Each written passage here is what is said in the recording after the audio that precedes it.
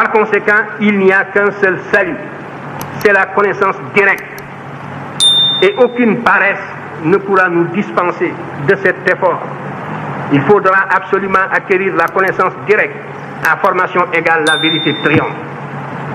Formez-vous, armez-vous de science jusqu'aux dents, c'est ce que j'ai dit à Obenga.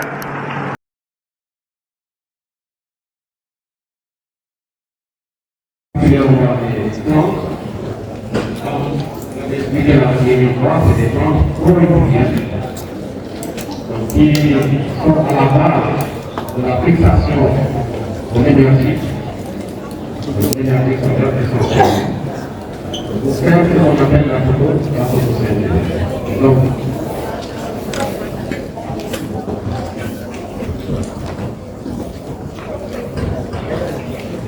Donc il s'agit d'organismes qui se nourrissent essentiellement, disons, de matière minérale. La matière minérale, on va expliquer la dernière fois, c'est tout ce qui est sous le sol, qui est tiré par les plantes, ça veut dire les sels minéraux, c'est l'azote, c'est le phosphore. Donc ce sont des éléments chimiques qui proviennent de d'un travail qui est fait par ce qu'on appelle des défections. Parce que ça renvoie à un élément cyclique. C'est un travail cyclique qui est fait par un ensemble d'organismes, et c'est dans cette manière qu'il faut comprendre ce travail. Donc, les végétaux en particulier qu'on appelle les producteurs primaires vont se servir essentiellement de ces matières minérales pour fabriquer de la matière organique. La matière organique, c'est la matière vivante. Et on l'avait expliqué plus ou moins, parce que le travail de la photosynthèse est essentiellement fait à partir de l'énergie solaire. Il peut y avoir d'autres mécanismes qui se servent évidemment d'une autre source d'énergie. Mais la majorité du travail de photosynthèse se réalise à partir de l'énergie solaire. Et il est important de le comprendre. Aussi bien les végétaux terrestres que les végétaux aquatiques. On avait discuté la dernière fois, quand je vous ai rappelé que les végétaux aquatiques réceptionnent aussi une partie de l'énergie qui provient du sol et du soleil. Et donc, ça également, c'est un travail important. Ce que fait les arbres, par exemple, les arbres qui sont des végétaux marins, qui réceptionnent aussi une partie des rayons solaires qui vont en profondeur dans les fonds marins. Mais également, il peut y avoir une source d'énergie complémentaire.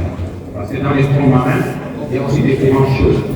Et en particulier, quand il y a, disons, des cataclysmes ou des volcans, c'est clair que ça participe au réchauffement des courants marins. Et cette énergie aussi peut être réceptionnée par cette énergie. Et ça participe aussi à cet événement qui peuvent arriver.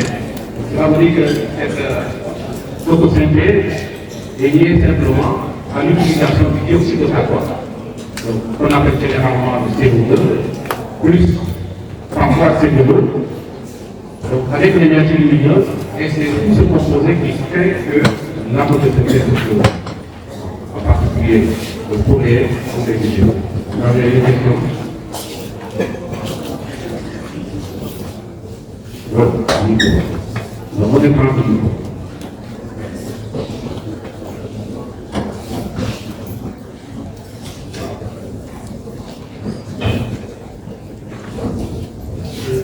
Bonjour. Pendant témoignage des animaux aquatiques, le milieu aquatique, je voudrais savoir quel est le rôle des phytoplanctons dans cette chaîne alimentaire-là. Le rôle des phytoplanctons. Les phytoplanctons, c'est plutôt bien des plantes.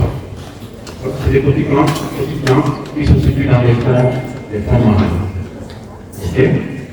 Donc ces phytoplanctons sont considérés comme, disons, de la matière, de la nourriture pour les animaux aquatiques herbivores.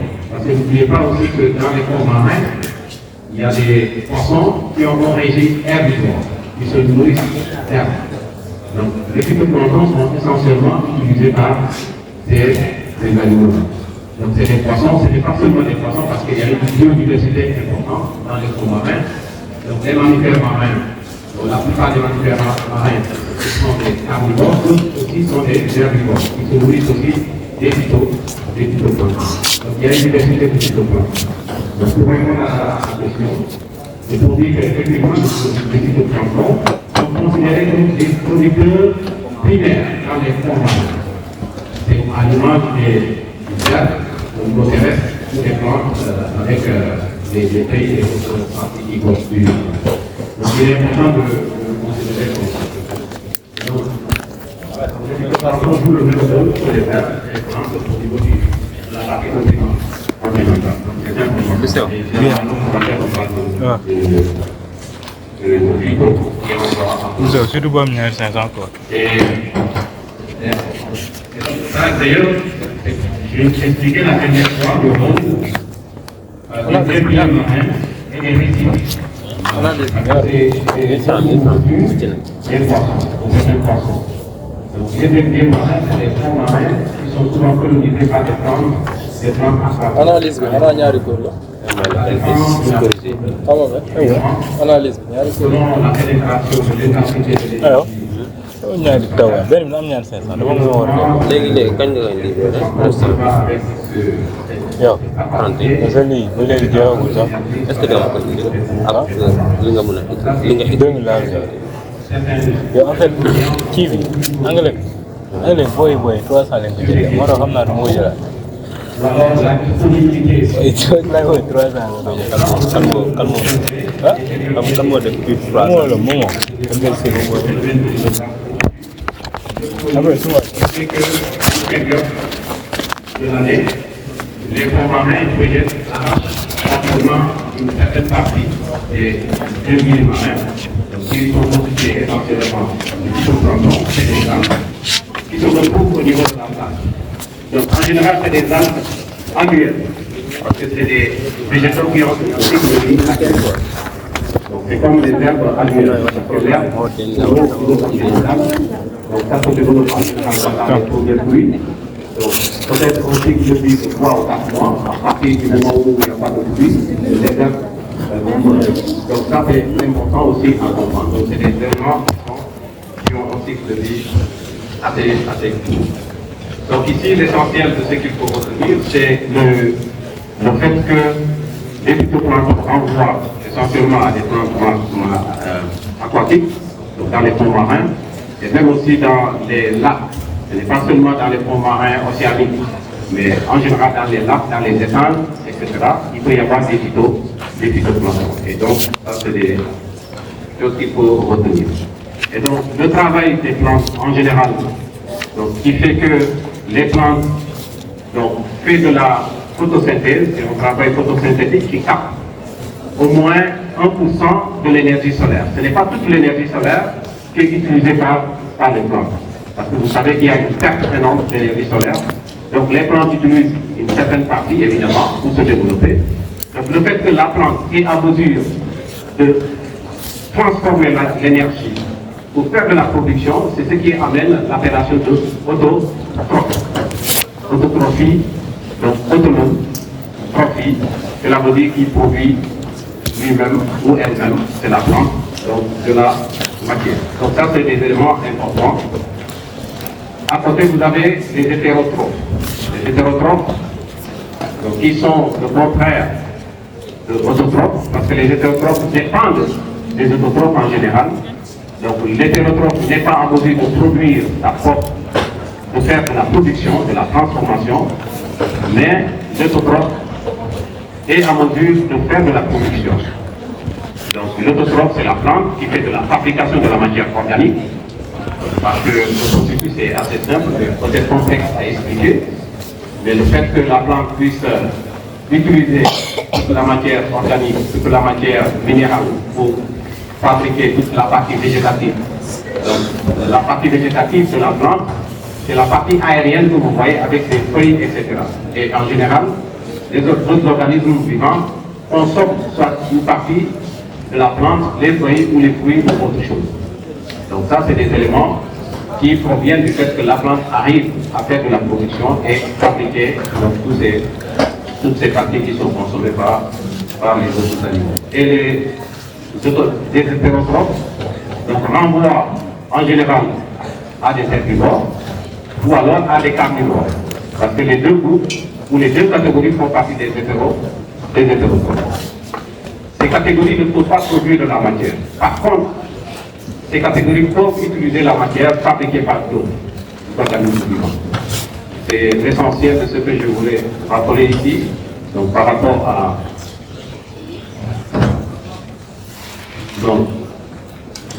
à la notion de producteur primaire, donc la production primaire ou la productivité primaire, j'y reviendrai.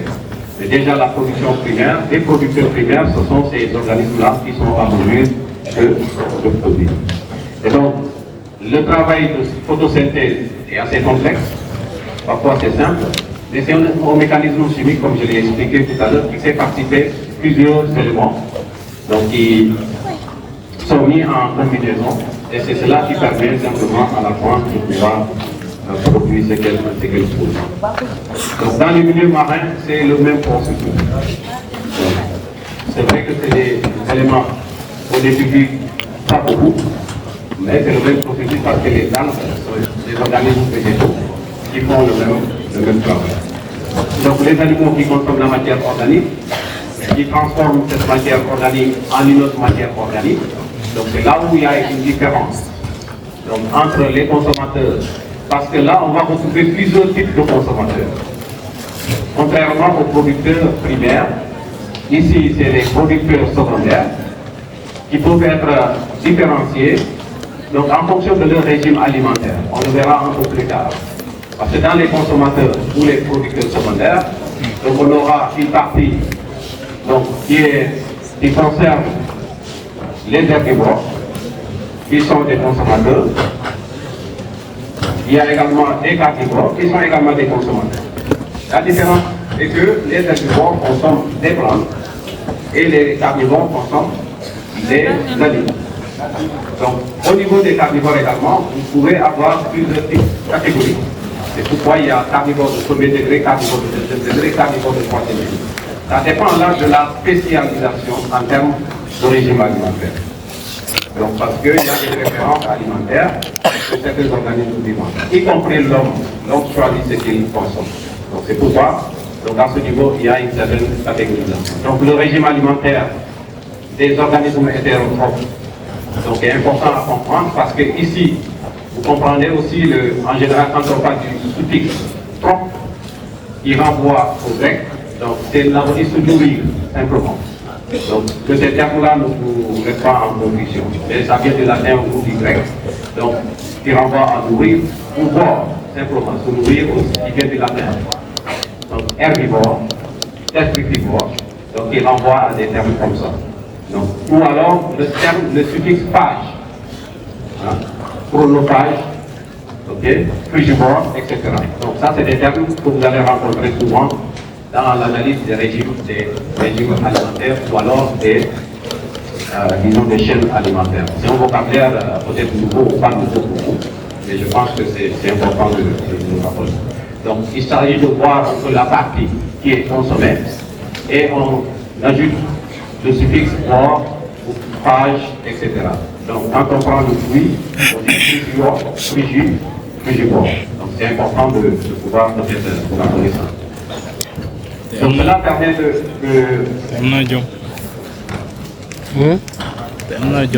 vous parler de la production et de la productivité. Production et productivité. Donc, parce qu'à partir de l'énergie, évidemment, il y a un travail qui se fait, c'est un travail de fabrication.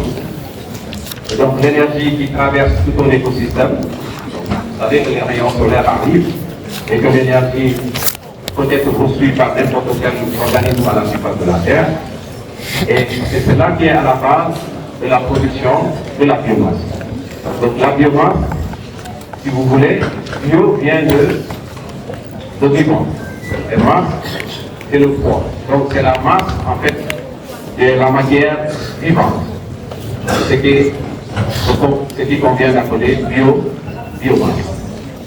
et si vous voulez ne pas compliquer la compréhension. Donc, la biomasse, c'est simplement la masse de matière vivante d'un organisme vivant. Okay? Donc, ça peut être considéré à l'échelle individuelle, ça peut être considéré à l'échelle d'un écosystème, la biomasse d'un écosystème. Donc, c'est la masse de la matière vivante qu'on peut retrouver dans un écosystème. Et là, évidemment, donc, il y a peut-être des éléments donc, à mesurer. C'est pourquoi il y a beaucoup de travail scientifique qui se fait. Donc, parce que la biomasse peut être mesurée en poids sec ou en poids humide ou frais. C'est pourquoi les gens peuvent apprécier la biomasse sèche ou la biomasse humide ou frais. D'accord? C'est comme quand vous coupez une branche. Donc, l'arbre qui est encore vivant, on considère que cette biomasse, c'est une biomasse fraîche, parce qu'elle est encore vivante. À partir du moment où c'est du bois mort, par exemple, le bois mort, c'est de la biomasse sèche, c'est de la biomasse sèche. Ou alors l'air mort. Donc, on ramasse souvent pour certains ouvrages, donc ça, c'est de la biomasse sèche. Et donc, ça, par exemple, les éleveurs comprennent beaucoup parce qu'aujourd'hui, au niveau des savanes africaines en général, c'est cette biomasse qui est recherchée pour les troupeaux. Donc, vous voyez qu'il y a un commerce important de cette biomasse. Quand vous allez dans les forages de Dakar, là où on vend les chèvres et les vaches, etc., vous verrez souvent les camions qui arrivent avec des herbes, des charges d'herbes. Et ça peut être estimé. Je pense pas qu'il y a donc la production est simplement la quantité de biomasse produite pendant une période bien définie. Donc il y a ici des précisions à faire. Production ne veut pas dire productivité. Vous verrez bien que le titre c'est production / productivité. Ce n'est pas la même chose. Donc, la production s'apprécie en un temps bien défini. Donc cela veut dire que vous êtes quelque part en un lieu, une superficie bien définie, et vous évaluez le poids ou la masse de la matière végétale que vous avez retrouvée sur vous. Donc ce qui fait que la productivité s'apprécie donc avec un rapport poids sur surface. Et vous connaissez les unités de surface. Les unités de surface, ça peut être le mètre carré, ça peut être le kilomètre carré, etc. Et les unités de poids, kilogramme, gramme, hectare, non pas hectare, hectare c'est la surface. Voilà. Donc, il ne faut pas faire la confusion sur les unités. Donc ici, on apprécie la production à partir de l'appréciation du poids sur la surface. Donc c'est comme ici, dans cet amphithéâtre, on peut estimer, donc c'est son exemple banal, mais combien nous sommes ici, donc c'est-à-dire le poids que nous faisons, donc par rapport à la superficie de cet amphithéâtre. Donc ça c'est des éléments. Si on fait 2 tonnes, on dit c'est 2 tonnes sur 3 km, c'est pas carré, ou peut-être 500 mètres carrés. Donc ça c'est des éléments importants à retenir. Donc la production, donc vous êtes par exemple une question de quantité de matière vivante, c'est la matière organique. La matière vivante, c'est la matière organique. C'est la même chose. Ce qui est vivant, c'est ce qui est organique. Ce qui n'est pas vivant, on dit inorganique. Il faut ajouter le préfixe inorganique. Ça crée souvent des confusions, mais il est important de le préciser. Et donc, cela veut dire qu'ici, la production va s'intéresser essentiellement à l'évaluation de la quantité de la matière qui est contenue, la matière vivante, qui est contenue dans un écosystème, ou alors dans un champ quelconque, si vous voulez. Et donc, cela veut dire que c'est l'évaluation de la production des plantes, ce que les plantes sont en mesure de produire comme matière, et qui peut servir à la nourriture d'autres organismes vivants. Okay? Donc le rapport ici, comme vous le verrez, donc c'est kilogrammes sur mètre carré ou tonnes à l'hectare. On dit tant de tonnes à l'hectare. La productivité, donc ça précise sur la durée. Explication pour comprendre mon problème. Ça s'apprécie sur la durée. Cela veut dire que cette production, sur un temps plus ou moins long ou court. Donc, on a le poids, mais combien sa variation dans le temps. Donc, c'est là où vient l'autre élément d'appréciation temporelle. Donc, vous avez le poids, vous avez l'espace et le temps. Donc, pour apprécier la productivité. Donc, cela veut dire que c'est la matière que un écosystème peut produire, d'accord? Donc dans un espace d'une semaine, d'un mois ou d'un an. C'est pourquoi l'unité, généralement, ça s'apprécie en kilogrammes, mètres carrés par mois, ou par tonne, hectare par année. Donc on dira que, par exemple, nos forêts produisent 2000 tonnes donc par hectare, par an. Donc, et ça, c'est des éléments que vous allez voir dans beaucoup de documents. Donc, la productivité s'apprécie de cette façon. Donc, c'est la vitesse donc, de production, simplement, si vous voulez, d'un écosystème. Donc, je crois qu'il est important de fixer ces éléments pour ne pas que ça revienne souvent donc, dans les produits. Donc, dans certains exercices, évidemment, donc, on peut vous demander d'apprécier la productivité ou d'apprécier la production. Tout dépend de ce qu'on vous demandera de faire.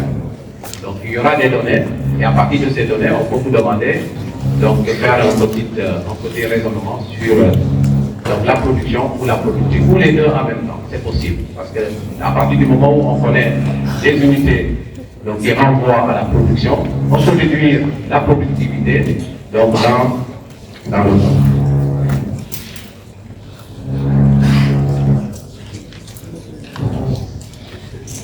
C'est quoi ça?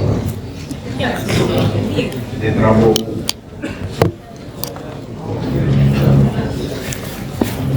Donc, il y a aussi des abréviations que vous allez retrouver généralement dans les documents. Et dans ce cours, je mets en avant certaines abréviations. Et je sais que dans d'autres documents, ce n'est pas aussi conventionnel que ça, parce que vous allez voir que la productivité primaire, c'est PPP. Quand vous voyez PPP, c'est la productivité donc, primaire brute. Ou alors PV. Donc vous allez voir dans certains documents, c'est PV. Donc la productivité. Donc qui est ici, donc comme on l'avait dit, une question d'assimilation, c'est-à-dire que c'est simplement le résultat de la production donc, qui est issu du travail de photosynthèse des plantes dans son écosystème. Donc c'est cela qui est apprécié parce que les écosystèmes donc, sont généralement donc les écosystèmes sont généralement perçus sur la base du fait que les producteurs primaires sont à la base de la production ou de la productivité. Parce que toute la matière qui est utilisée dans un écosystème, elle est fondamentalement à l'origine du travail des producteurs primaires. Parce que sans le travail des producteurs primaires, il est difficile en général pour les autres éléments qui composent l'écosystème de pouvoir trouver de la nourriture.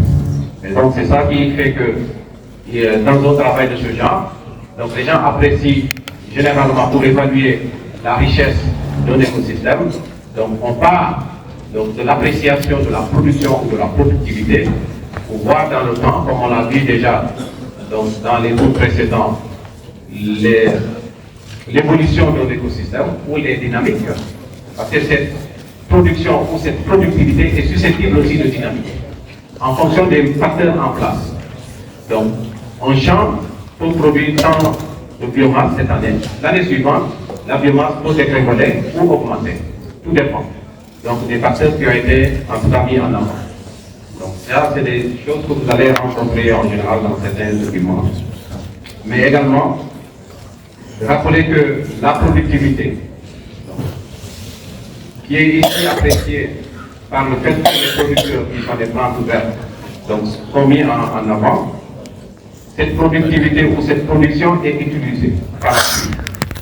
Donc c'est ça qui sert d'aliment aux autres éléments, aux autres organismes dans l'écosystème. Et c'est ce qui amène en fait les questions de perte. Parce qu'une production est censée être utilisée. Dans les plantes utilisent, dans les plantes fabriquent, pardon. Donc la matière que la plante fabrique est utilisée par la consommation. Okay? Qui est-ce qui consomme? C'est les consommateurs primaires en général. Donc c'est les herbivores qui consomment les plantes. D'accord? Et dans herbivores, il faut comprendre tout ce qui est frugivore, etc., nectarivore. Parce que c'est des éléments qui rentrent dans donc, toutes les catégories de consommateurs qui s'intéressent à toutes les parties de la plante. Et donc, à ce niveau déjà, il y a une partie de la production qui est perdue par la consommation. Donc, mais si on prend le flux d'énergie, parce que la plante reçoit de l'énergie pour produire de la matière, donc il y a une perte d'énergie également qui est considérée ici comme l'énergie qui est perdue par la respiration. Pour l'homme, c'est facile parce que l'homme, c'est ce qu'on appelle les excréments. Tout ce qu'on consomme, notre corps arrive à assimiler une partie pour notre développement. Donc c'est ce qui permet qu'on grandisse. Mais il y a une partie qui est perdue par les rejets. Les rejets, c'est des excréments. Et c'est le même mécanisme qui est constaté chez les plantes. Et donc c'est la partie qui est respirée. Et en général, dans l'évaluation de la biomasse ou de la production de la productivité, on intègre cet aspect de perte. Parce que vous imaginez que la production primaire est à la base de la consommation ou de la nourriture de l'ensemble des organismes vivants qui occupent l'écosystème. Donc forcément, pour chaque niveau de catégorie de consommateurs, il doit y avoir une partie de la matière qui est utilisée et une partie qui est perdue, forcément. Donc c'est ce qui fait le flux, le calcul du flux, c'est-à-dire la quantité d'énergie ou de matière qui peut être disponible à chaque niveau, par en tout cas les organismes qui sont dans l'écosystème. Donc c'est hyper important. Donc l'analyse ou la compréhension de ce qu'on appelle la productivité nette. Donc la productivité nette en ce moment, c'est la productivité qui est appréciée après avoir soustrait ce que l'écosystème a perdu. Par évidemment ce que je viens d'expliquer, la consommation ou les effets d'évapotranspiration, etc. Parce que dans le mécanisme de la photosynthèse, il y a une perte d'énergie, il y a une perte de matière également. On peut considérer ça en plusieurs niveaux, parce que quand vous dites qu'il y a de la matière organique, c'est vrai, qui peut être compris comme une matière organique vivante ou vivante d'abord, mais ensuite la biomasse peut évoluer vers une biomasse sèche. Donc en général, la biomasse sèche n'est pas utilisée, faiblement utilisée. Donc là également, c'est un élément de perte qui peut être apprécié. Donc il y a plusieurs idées ici qui ressortent.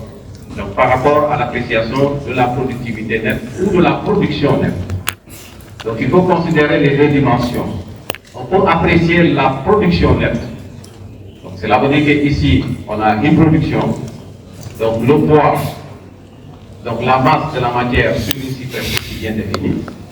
Et on sait que cette matière peut aussi être perdue, plus ou moins, parce qu'il y a une partie qui va être consommée, une partie qui va être rejetée. La productivité également dans le temps.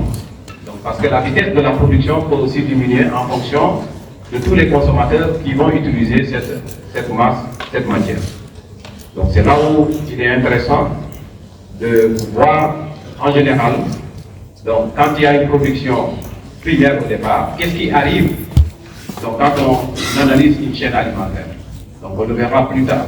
Donc, quelle est la quantité finalement de matière qui peut passer d'une catégorie de consommateurs à une autre, ainsi de suite. Et généralement, plus la chaîne alimentaire est longue, plus on a une tendance à perdre la matière. Le flux d'énergie, par exemple, ou le flux de matière, qui peut être disponible pour le dernier niveau de consommateur, par exemple. Si vous imaginez qu'on a une chaîne alimentaire qui est constituée de 5 niveaux. Donc le premier niveau est constitué par les producteurs primaires, donc c'est les plantes qui mettent à la disposition des autres de la matière. Les herbivores vont consommer une partie est perdue. Ensuite, les herbivores qui sont en présence vont être attaqués par les carnivores. Donc il est clair que les carnivores ne vont pas consommer tous les herbivores. Donc il y a une partie qui va rester et les carnivores de premier degré seront aussi attaqués par d'autres carnivores, ainsi de suite. Et donc là, il y a un jeu de flux, un jeu de quantité et de disponibilité de matière qui se produit. Donc, la productivité nette, simplement, donc c'est cela qui provient du niveau trophique bien défini.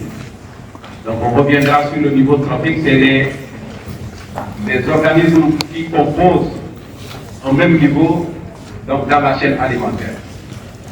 C'est ce qu'on appelle au niveau trophique. D'accord? Donc si vous avez une chaîne alimentaire, on y reviendra. Donc si vous appréciez un premier niveau en maillon, donc c'est l'ensemble des organismes qu'on peut retrouver dans ce maillon qui constitue un niveau trophique. Et donc, c'est ça qui va servir de la matière pour la consommation du niveau suivant. Parce que dans le schéma de la chaîne alimentaire, le mécanisme est très simple, parce que les uns se servent des autres. Et donc, forcément, s'il y a une disponibilité, ça permet aux autres de pouvoir avoir suffisamment de la nourriture, suffisamment de la matière. Mais quand il n'y a pas de disponibilité, il est clair que donc, les niveaux suivants auront du mal à pouvoir survivre parce que simplement, il n'y a pas assez de matière. Donc, dans cette disposition, évidemment, donc, dans les questions de production, donc, la deuxième notion, c'est les producteurs secondaires ou productivité secondaire. Donc la production secondaire et la productivité secondaire. Donc il faut comprendre la productivité dans le même sens. Maintenant ici c'est la question du deuxième niveau. C'est ce qu'il faut comprendre simplement, puisque la biomasse qui est produite donc, au départ donc, est utilisée par des premiers consommateurs et ces premiers consommateurs vont aussi servir de nourriture pour les consommateurs suivants. Et ça, c'est les consommateurs qui sont au deuxième niveau qui font de la production secondaire. Donc, c'est pas aussi compliqué à comprendre. Et donc, il y a une question de dépendance, en fait, entre les niveaux de production primaire, de production secondaire et tertiaire, voire tertiaire. Donc, ça, c'est des éléments que vous allez voir. Ensuite, il y a quelques formules, enfin, que je vais vous montrer tout de suite. Donc, puisque dans l'appréciation des abréviations, là vous verrez PN1, donc en général dans les documents, ça renvoie à la productivité nette, donc des producteurs. Donc, il y a aussi PN2. Donc, de toutes les façons, PN, ça renvoie simplement à la production nette ou à la productivité nette. Donc, le N, ça renvoie généralement à net. Mais quand vous voyez PB, ça vous renvoie à la productivité brute. Okay? Donc cela ne vous réduit pas en erreur. Mais selon la catégorie de la production ou de la consommation, évidemment, vous allez voir des indices 1, 2, 3, voire 4. Donc ça, il faut laisser ça donc dans vos têtes, comme ça, ça peut vous aider à pouvoir avancer. Donc, je pense qu'il y avait... Donc vous avez vu ici la formule, c'est pourquoi je vais vous proposer un petit travail, même si c'est difficile de travailler en groupe. Donc, à partir du moment où on peut apprécier la productivité et la production, donc il est possible de déduire dans un schéma de données, donc l'un ou l'autre. C'est-à-dire que les unités peuvent vous permettre d'évaluer soit la production nette ou la productivité nette. Puisqu'on sait que la productivité nette, c'est un élément qui est tiré d'une soustraction de la productivité brute, donc à partir des éléments qui sont perdus. Donc cela veut dire que la productivité nette est égale à la productivité brute, moins la respiration simplement. Donc, dans un schéma où on vous montre des données qui comportent la productivité nette sans la productivité brute, et à côté on vous donne des éléments qui renvoient à la respiration, donc vous pourrez réduire la productivité brute et vice versa. Ou alors on vous donne des éléments de la productivité brute et la respiration, on vous demande de réduire la productivité nette. Là également c'est facile de faire des calculs et de les démontrer. Je ne sais pas si c'est bien compris.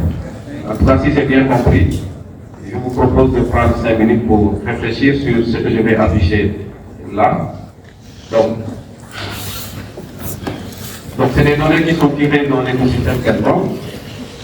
Donc dans ce tableau, vous avez 3 colonnes. La première colonne, donc, qui rappelle les organismes vivants qu'on peut retrouver dans son écosystème. Donc ils sont ici bien identifiés, c'est des producteurs primaires, des herbivores, des carnivores, de premier degré et des carnivores de deuxième degré. Donc ensuite, la deuxième colonne, c'est les données qui renvoient à la productivité. Et la troisième colonne renvoie à la partie permise. Donc pour chaque niveau, pour chaque organisme, on a indiqué donc, les chiffres ou les données qui apprécient la productivité perdue, c'est-à-dire la respiration. Bon. Donc le travail consiste à calculer simplement la productivité nette. Donc vous regardez pour chaque groupe d'organismes vivants, donc calculez-moi la productivité nette. Ça vous fait un peu de temps d'amusement, mais ne faites pas trop de temps. Si vous faites une pluie, j'arrête le mouvement. Moi, je vous avais averti, si vous faites du bruit, j'arrête le cours du mal. Ah oui. Donc, vous avez une quinzaine de minutes. Vous pourrez travailler en groupe, mais gardez le silence, s'il vous plaît, parce que ça ne sert à rien de faire trop de bruit. C'est pour votre intérêt.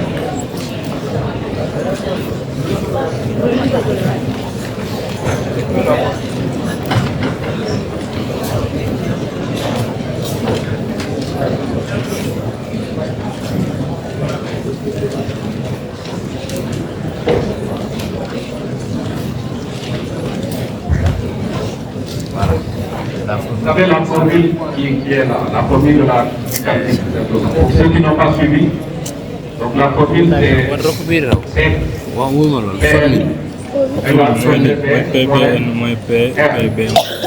PPN égale La PPN, c'est la productivité nette. Okay. Dans le tableau, vous avez déjà une colonne qui renvoie à la productivité brute et à la respiration.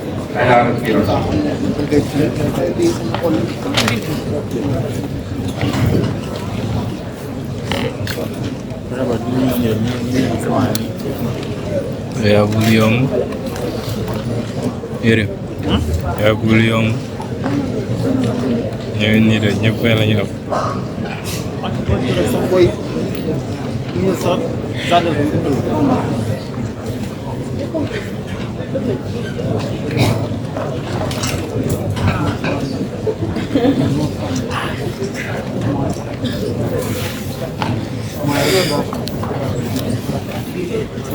Premièrement bi loo ñaata nga am ko yooyu xale yi primaire sax boo ko joxee ñu tur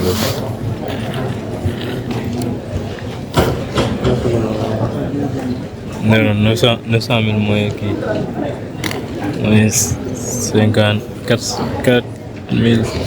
452 000.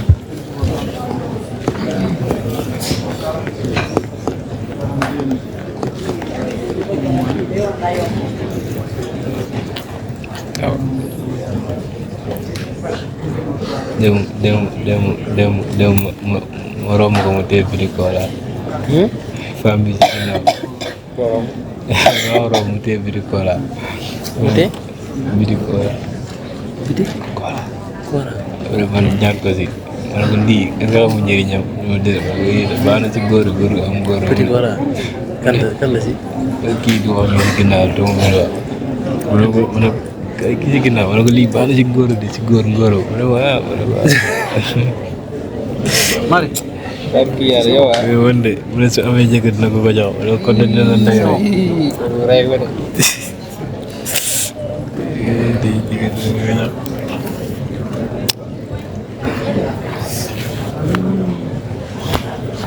Quel calcul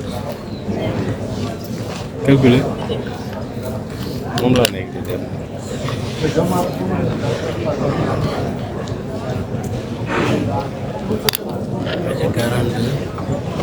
déedéet 900 000 waaw 900 000 moins. Ouais, 452.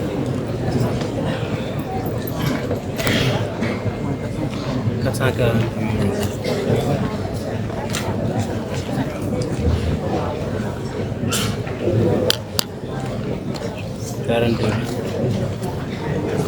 Dina mission.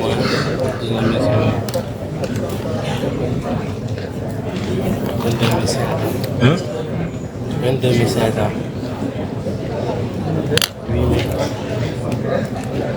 8 000 moins que les moins 3670.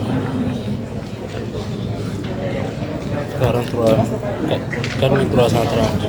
4330. 2000 moins que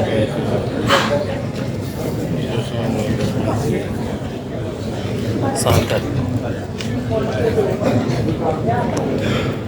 léegi nag unité bi lan lay doon kilogramme léegi unité bi lan lay doon kilogramme par hectare par an par hectare par an.